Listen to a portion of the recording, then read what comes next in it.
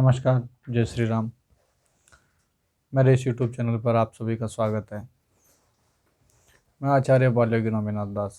आज फिर हम रामायण के ऊपर फिर चर्चा करने वाले हैं, वर्तमान संदर्भ को देखते हुए। पिछले कुछ वीडियो में हम रामायण की चौपाइयों की चर्चा कर रहे हैं। तो एक चौपाई जो हमने पिछले वीडियो में पढ़ी तो थी, लेकिन उस पर चर्चा न हो पाई। ब्रह्म ज्ञान बिनु नारि नर, करें न दूसरी बात, कौड़ी लागी लोभ बसे, करहीं विप्र गुरु घात। आज यदि आप किसी से बात करोगे तो उसके पास देने के लिए इतनी मात्रा में ज्ञान है कि आपको लगेगा कि साक्षात ज्ञान मूर्ति, तपोमूर्ति यही सज्जन है। ज्ञान का इनके पास अक्षय भंडार है।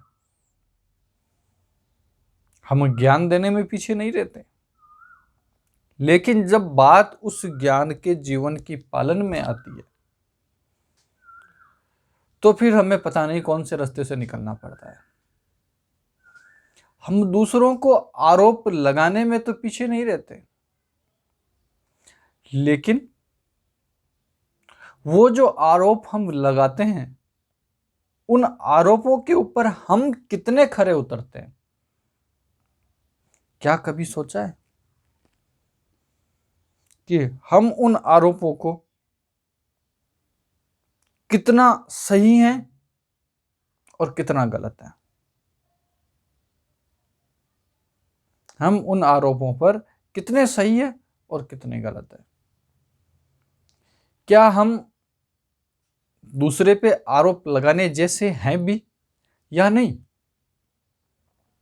मुझे नहीं लगता कि जो स्वयं गलत हो और अनुचित हो वो दूसरों को सही होने का मार्ग बताए, उन्हें सही होने का ज्ञान दे।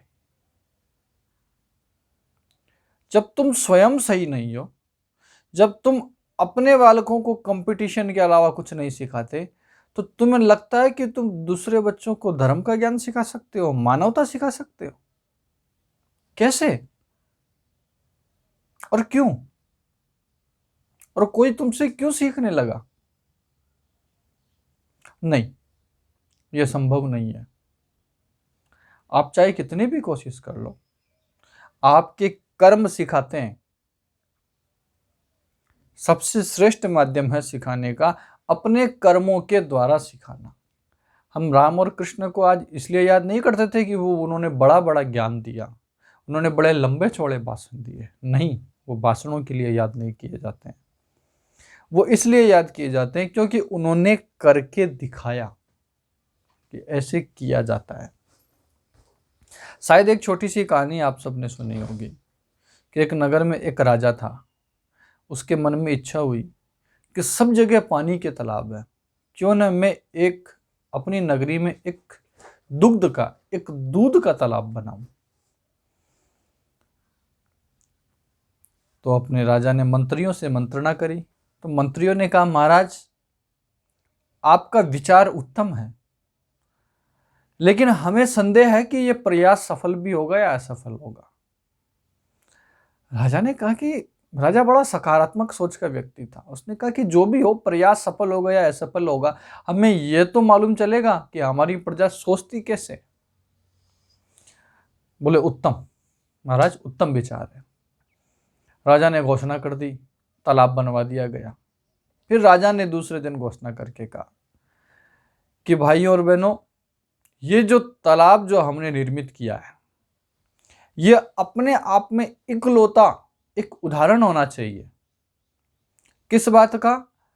कि ये तालाब को भरने का जो श्रेय है वो आप सभी के पास जाना चाहिए। किस प्रकार की नगरी के लोगों ने इस तालाब को दुग्ध से भरा है, और आप सभी को इसमें एक एक लोटा, जिसके पास जो यथा योग्य शक्ति है उसके अनुसार आपको इसमें दूध डालना है।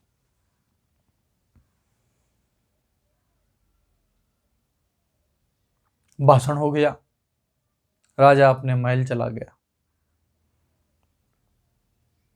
सबने सोचा कि यार दिन में तो क्या जाए, शाम के बाद चलेंगे। चलेंगे, शाम को दूध निकलेगा उसके बाद चलेंगे।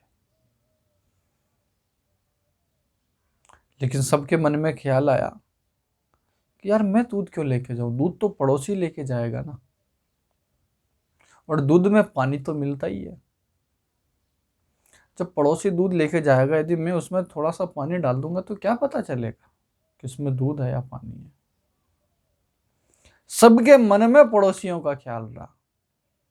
अंधेरी रात थी, किसी ने देखा नहीं, बस सबको अवसर था कि एक क्षण में डालें और चले जाएं। किसी ने देख लिया पानी डालते तो ये प्रश्न उठेगा कि ये तालाब में पानी तो इस आदमी ने डाला था, बाकी लोगों ने तो दूध डाला था। तो किसी के पास देखने की फुर्सत नहीं कि उस तालाब में डला हुआ क्या है। जो आया उसने मौका देखा, अपना बर्तन खाली किया और वहां से भाग गया। प्रातःकाल जब सूर्योदय हुआ और देखा गया तो उसमें पाया गया कि तालाब शुद्ध जल से भरा हुआ है, उसमें दूध की एक बूंद भी नहीं है। राजा को घोर आश्चर्य हुआ।